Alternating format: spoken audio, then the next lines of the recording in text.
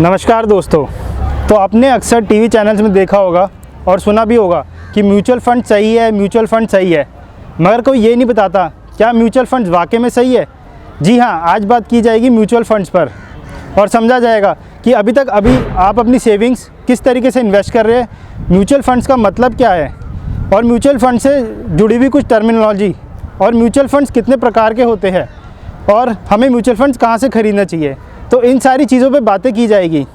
मगर सबसे पहले जो एक बात हमेशा के लिए सही है वो है मेरे चैनल को सब्सक्राइब करना, शेयर करना और बेल आइकन को प्रेस करके रखना, क्योंकि ऐसी वीडियोस आपको मिलती ही रहेगी। चलिए शुरू करते हैं। तो जनरली आप जो इनकम कमाते हैं उसका एक ऑप्शन है या तो आप उसको अपने बैंक में पड़े रहने दें, मगर ये बहुत ही बेकार ऑप्शन है। मैं बताता हूँ क्यों। क्योंकि सेविंग डिपॉजिट आपको सेविंग अकाउंट में डिपॉजिट पड़ा हुआ पैसा केवल 4% का रिटर्न देगा, जबकि हमारे देश में इन्फ्लेशन ही 5% से है। तो इसका मतलब ये है कि आपका पैसा कम हो रहा है हर महीने हर साल। तो हमें इस पैसे को कहीं ना कहीं इन्वेस्ट करना बहुत ज़रूरी है।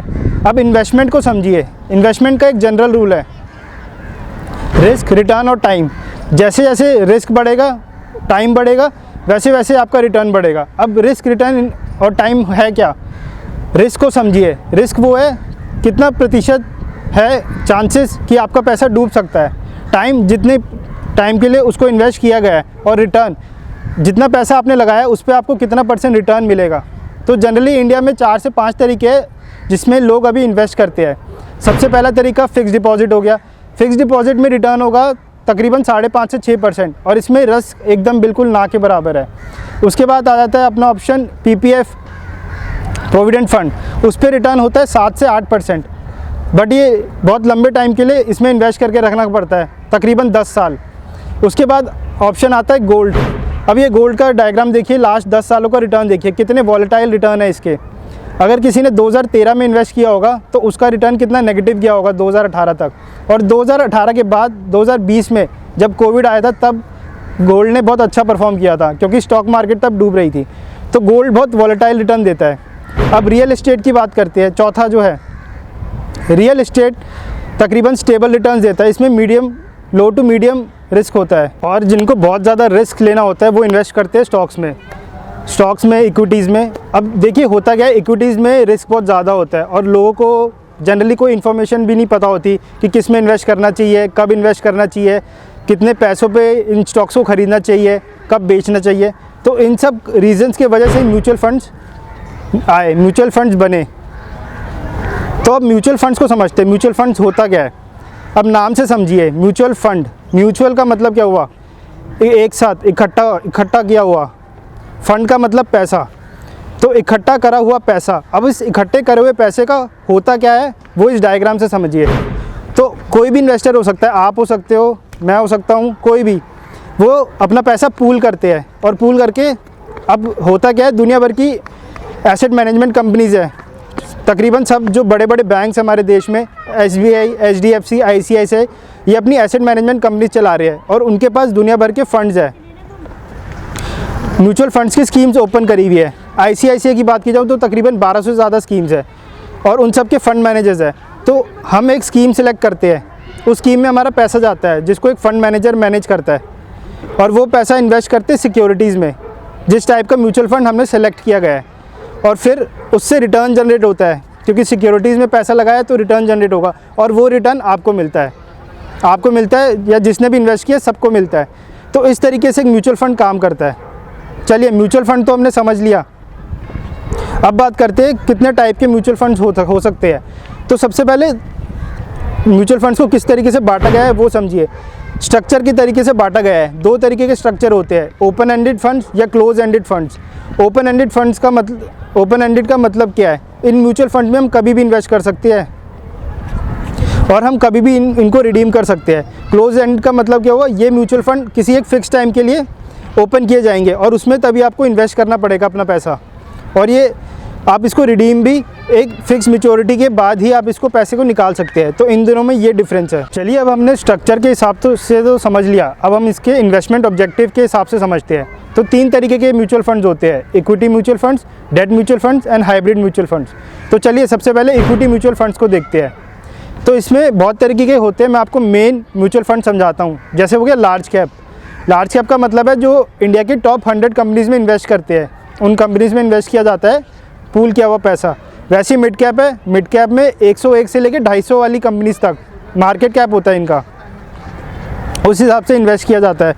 फिर आता है स्मॉल कैप म्यूचुअल फंड्स, 250 के बाद जो कंपनीज मार्केट कैप के हिसाब से सबसे बड़ी है उनमें ये पैसा इन्वेस्ट किया जाता है। उसके बाद आता है flexi cap fund. Flexi cap fund का मतलब है लार्ज, मीडियम, स्मॉल कैप, इन तीनों में किसी में भी पैसा डाला जा सकता है किसी भी प्रोपोर्शन में। उसके बाद एक फ़ंड आता है ELSS। अब ELSS का फ़ायदा क्या है, ये टैक्स सेविंग फ़ंड है, इसमें आप 1.5 लाख तक से ज़्यादा की टैक्स सेविंग कर सकते हैं इन फंड में इन्वेस्ट करके। उसके बाद आते हैं इंडेक्स फंड्स होते हैं कुछ। इंडेक्स फंड मतलब जैसे आपने सुना होगा निफ्टी 50 सेंसेक्स, तो ये इंडेक्स में पैसा लगाते हैं, जैसे जैसे इंडेक्स मूव होगा वैसे वैसे आपका रिटर्न बनेगा। और फिर एक आता है सेक्टर फंड्स। सेक्टर फंड्स क्या होते हैं, आपने सुना हुआ होगा टेक्नोलॉजी सेक्टर है, एजुकेशन सेक्टर है, ऑटोमोबाइल सेक्टर है, तो ये उन सेक्टर की कंपनीज़ में पैसा लगाते हैं ये वाले। तो तकरीबन सारे म्यूचुअल फंड मैंने कवर कर दिया, इक्विटी म्यूचुअल फंड्स की बात की जाए। चलिए अब समझते हैं डेट म्यूचुअल फंड क्या होता है। सबसे पहले समझते हैं डेट क्या होता है। जैसे आपको पैसे चाहिए होते हैं, बैंक से लोन लेते हो, उसी तरीके से गवर्नमेंट हो गया, बैंक्स हो गया, या फिर पब्लिक सेक्टर की कंपनीज होगी, इनको भी पैसा चाहिए होता है तो ये लोन लेते हैं, तो उस लोन को डेट कहा जाता है। तो एक तरीके से आप इन कंपनीज़ को लोन दे रहे हो इस फंड के थ्रू, आप ऐसा समझिए इसको। चलिए अब देखते हैं डेट में कितने तरीके के फंड्स हो सकते हैं। सबसे पहले कहते हैं लिक्विड फंड्स। अब ये क्या होता है, ये सिर्फ 91 डेज़ के लिए लोन देते हैं, उसको लिक्विड फंड कहा जाता है। फिर होते हैं अल्ट्रा शॉर्ट फंड्स, ये केवल 6 महीने के लिए ही लोन देते हैं। अब फिर होते हैं medium to long term funds, ये 4 से 7 साल तकरीबन कंपनीज़ को लोन देते हैं। उसके बाद आता है एक होता है गिल्ड फंड्स। गिल्ड फंड्स का मतलब है जो गवर्नमेंट के बॉन्ड्स में पैसा लगा रहे हैं, गवर्नमेंट के डेट में पैसा लगा रहे हैं। फिर आते हैं fixed maturity plans. Fixed maturity plans एक क्लोज्ड फंड म्यूचुअल फंड है, क्लोज्ड म्यूचुअल फंड स्कीम है जो पैसा लगाती है, जिसमें आप पैसा डालोगे तो आपको एक फ़िक्स ड्यूरेशन के बाद ही आप पैसा निकाल पाओगे। तो तकरीबन ये डेट फंड्स मैंने आपको समझाए हैं। चलिए अब लास्ट टाइप का फ़ंड समझते हैं जो है हाइब्रिड फंड्स। अब हाइब्रिड का मतलब समझिए, कुछ इक्विटी होएगा कुछ डेट होएगा, वो हाइब्रिड बनेगा। तो सबसे पहले देखिए बैलेंस फंड होता है जिसमें तकरीबन बराबर इक्विटी और डेट का मिक्सचर होता है इन फंड, उस तरीके से पैसा इन्वेस्ट किया जाता है। और एक होता है फिक्स्ड इनकम प्लान।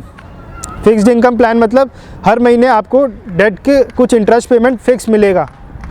इसमें ज़्यादा डेट होता है, 80-90%, 70-80% डेट रहेगा, बाकी थोड़ा इक्विटी रहेगा।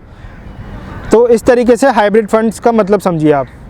चलिए हमने फंड्स तो बहुत सारे देख लिए, मगर हम इन फंड्स को खरीदेंगे कहाँ? तो मैं एकमात्र ऐप जो आपको रेफ़र करना चाहूँगा, जो आपको बताना चाहूँगा, वो है IND मनी है।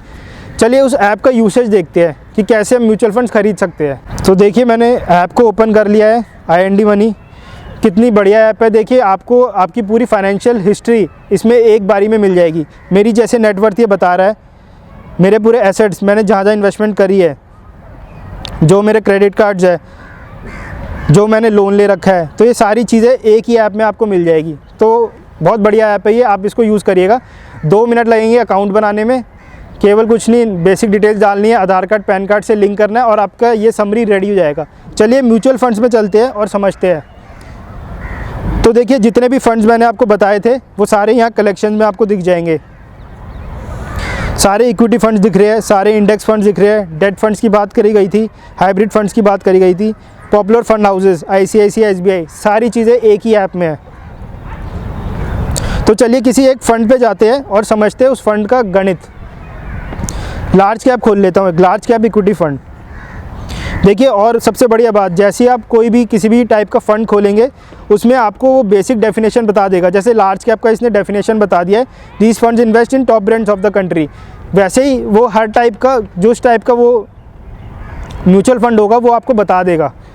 चलिए पहला ही खोल लेते हैं, Invesco India large cap fund direct plan growth. तो देखिए इस फंड का परफॉर्मेंस ग्राफ हमें दिख रहा है। देखिए म्यूचुअल फंड के लिए हमेशा आप 3 साल या 5 साल का रिटर्न चेक करिएगा। 5 साल का रिटर्न देखते हैं इसका। जैसे देखिए सबसे ऊपर ये मेरे को फंड का रिटर्न दिखा रहा है 16.4%, 5 साल का रिटर्न दिया है। अब 5 साल का रिटर्न देखना इसलिए सही है क्योंकि देखिए अभी मार्केट बहुत हाई पे है, तो रिटर्न्स एकदम स्क्वीड लगेंगे, रिटर्न ज़्यादा लगेंगे। यही हमने कोविड के टाइम पे देखा होगा, उस टाइम पे अगर देखते तो रिटर्न्स एकदम नेगेटिव होते। तो 5 साल में ये सारी चीज़ें कवर हो जाती है और रिटर्न्स आपको अप्रोप्रिएट तरीके से समझ भी आ सकती है, आप उसके बेसिस पे डिसीजन ले सकते हैं। तो 5 साल का हमने रिटर्न देखा। ये एक देखिए NAV होती है, NAV 50.8 दिखा रहा है इसकी जैसे। तो अब NAV को कुछ नहीं, एक स्टॉक प्राइस समझना है म्यूचुअल फंड का, बहुत सिंपल है। तो 5 साल का रिटर्न देख लिया। अब हम इसकी डिटेल्स देखते हैं म्यूचुअल फंड की। अब देखिए ये यहाँ पे ये बता रहा है कि अगर मैं 1 लाख मंथली SIP करूँ 1000 की 5 साल के लिए, तो वो कितना % रिटर्न मेरे को 5 साल में दे देगी, 56.9%। ये कुछ पास्ट डेटा को लेके इसने रिटर्न बताया है, कैलकुलेट किया है। 34,000 का प्रॉफिट आपको हो सकता है 5 साल के बाद। अब इन फंड के इन डेफिनेशंस को समझना बहुत ज़रूरी है। इसका एक एक मतलब मैं आपको समझाता हूँ क्या होता है। एक्सपेंस रेशियो का मतलब है, मान लीजिए आपने 100 रुपये फ़ंड को दिए, तो उसने कितना पैसा काट के उस फंड में इन्वेस्ट किया। तो 1.02 का मतलब है उसने 98.898 रुपीज़ उसने इन्वेस्ट करे हैं, उतना पैसा आपका कट गया है। ये पैसा इसलिए कटता है क्योंकि फ़ंड को मैनेज करने के लिए फ़ंड मैनेजर की सैलरीज वगैरह ये सब उसमें जाती है। बेंचमार्क, हर एक फ़ंड का बेंचमार्क होगा जिससे उसकी परफॉर्मेंस कंपेयर की जाएगी। AUM का मतलब होता है एसेट अंडर मैनेजमेंट। बेसिकली ये वो होता है कि फ़ंड कितना बड़ा है मेरा। अब देखिए इसको यूज़ कैसे करना है। AUM जितना ज़्यादा होगा, मतलब उतना ज़्यादा इन्वेस्टर्स ने उस फंड पे भरोसा जताया है, उस पर आप ट्रस्ट कर सकते हो। यहाँ पे जैसे 500 करोड़ है और किसी का 5000 करोड़ होता, तो 5000 करोड़ में आप ज़्यादा पैसा डालने के चांसेस ज़्यादा है, उसमें ट्रस्ट फैक्टर ज़्यादा हो सकता है। इंसेप्शन डेट देखिए ये कैसे काम होगी। इंसेप्शन डेट का मतलब समझिए कब फंड स्टार्ट हुआ था। अब देखिए जो फंड जल्दी स्टार्ट हुआ है उसमें आप पैसा डालिए, क्योंकि उसका ज़्यादा हिस्ट्री आपको ज़्यादा मिलेगी। SIP होती है सिस्टमैटिक इन्वेस्टमेंट प्लान, मतलब हर महीने आप इतना पैसा काट के एक फ़ंड को दे रहे हो, और मिनिमम आप कितना पैसा दे सकते हो। यहाँ पे 100 रुपये 1000 रुपये है, मिनिमम 100 रुपये से आप इन्वेस्टमेंट शुरू कर सकते हो। एग्जिट लोड का मतलब समझिए। एग्जिट लोड का मतलब हुआ कि अगर आपने फ़ंड से पैसा निकालना है तो कितना % आपका कमीशन कटेगा। यहाँ पे 0% है, मतलब कोई पैसा नहीं कटेगा। और लॉक इन पीरियड का मतलब है कितने टाइम के लिए आपका पैसा लॉक इन रहेगा, कितने टाइम तक आप पैसा निकाल नहीं सकते। तो ये कुछ चीज़ें हैं जो एक फ़ंड के बारे में आपको समझनी बहुत ज़रूरी है। फ़ंड डिस्ट्रीब्यूशन देखिए, क्योंकि लार्ज कैप फंड था, इक्विटी में सारा पैसा लगा हुआ है, लार्ज कैप में ज़्यादातर पैसा लगा हुआ है। होल्डिंग्स आ जाएगी आपकी किस में कहाँ पे कितना पैसा लगा हुआ है, और फंड मैनेजर, और ये कुछ basic details about the fund ये भी आप चेक कर सकते हैं। अब आप इसमें पैसा लगाएंगे कैसे, वो यहाँ पे SIP पे क्लिक किया, कितना पैसा डालना है और कब SIP शुरू करनी है, इसको आप सेट कर लेंगे तो आपका पैसा, आपकी SIP स्टार्ट हो जाएगी। मैं कंटिन्यू नहीं कर रहा क्योंकि SIP फिर आपकी मतलब समझ लो जाने लग जाएगी। तो इस तरीके से आप इस ऐप का बहुत बढ़िया तरीके से यूज़ कर सकते हैं। मैं सारी चीज़ें बता चुका हूँ। चलिए हमने ये तो देख लिया कि अब म्यूचुअल फंड में कैसे इन्वेस्ट करना है, मगर एक बात मेरे को याद आ रही है कि म्यूचुअल फंड में एक लाइन आती है, mutual fund investments are subjected to market risk, please all read all scheme related documents carefully. तो इसमें 2 चीज़ें काम की है, मार्केट रिस्क। अब ये मार्केट रिस्क क्या होता है, अब ये समझिए म्यूचुअल फंड का एक मतलब है कि आपने अपना रिस्क डाइवर्सिफाई कर दिया है, मगर उसके बाद भी कुछ मार्केट रिस्क रह जाता है जिसकी वजह से आपको लॉसेस हो सकते हैं। तो उस मार्केट रिस्क को समझिए, क्या क्या मार्केट रिस्क हो सकते हैं, मैं अब आपको वो समझाता हूँ। या तो इन्फ्लेशन हो, आपने जब फंड में इन्वेस्ट किया तब इन्फ्लेशन 5% था, मगर जब आप निकाल रहे हो पैसा 10-12% हो गया इन्फ्लेशन, तो आपका नुकसान हो गया है, और वो चीज़ फंड के कंट्रोल में नहीं है। कोई नेचुरल डिजास्टर हो गया हो, उससे वो मार्केट रिस्क है। इंटरेस्ट रेट बढ़ गए इकनॉमी में, फॉर एग्जांपल इंटरेस्ट रेट 6% थे और वो 8 से 10% हो गए, तो इससे होगा क्या, ऑटोमोबाइल सेक्टर गिरेगा, हाउसिंग सेक्टर गिरेगा, क्योंकि लोग लोन्स कम लेंगे, तो उससे आपका लॉस हो सकता है। म्यूचुअल फंड का लॉस हो सकता है। उसके अलावा एक मार्केट रिसेशन चल रहा है इकनॉमी में, तो सारे फंड्स के NAVs डाउन जाएगी। तो इस तरीके के कुछ रिस्क है जिसे मार्केट रिस्क कहा जाता है, और वो किसी भी म्यूचुअल फंड के हाउस में कंट्रोल में नहीं होते। अब स्कीम रिलेटेड डॉक्यूमेंट्स वैसे तो देखो बहुत टेक्निकल टर्म्स होती है, उसमें वो सब जाने की ज़रूरत नहीं है। जितना मैंने ऐप में समझाया उतनी इन्फॉर्मेशन भी एक स्कीम के बारे में हमने ले ली, तो आप समझ लीजिए कि हमने वो वाला काम कर दिया। अब चलिए सबसे पहले वाले सवाल पे आते हैं, क्या म्यूचुअल फंड सही है, क्या म्यूचुअल फंड सही है। तो उसके लिए आपको ये ग्राफ देखो, आप इससे समझ आएगा। आपको ये समझना है कि क्या आप इस ग्राफ पे हो। देखिए शुरुआत कहाँ से हो रही है, एकदम लिक्विड फंड से, फिर डेट फंड्स आगे कुछ जो ये मैं बता चुका हूँ, हाइब्रिड फंड्स थोड़े से ऊपर है और इक्विटी फंड्स एकदम ऊपर है। ये सारे फंड्स रिस्क से जुड़े हुए हैं, रिस्क और रिटर्न से जुड़े हुए हैं। तो क्या आप इस लाइन पे हो? अगर हो तो आपके लिए म्यूचुअल फंड सही है, और अगर नहीं हो तो आपके लिए फिक्स डिपॉजिट, पीपीएफ, वो सारा फंडा आ जाता है।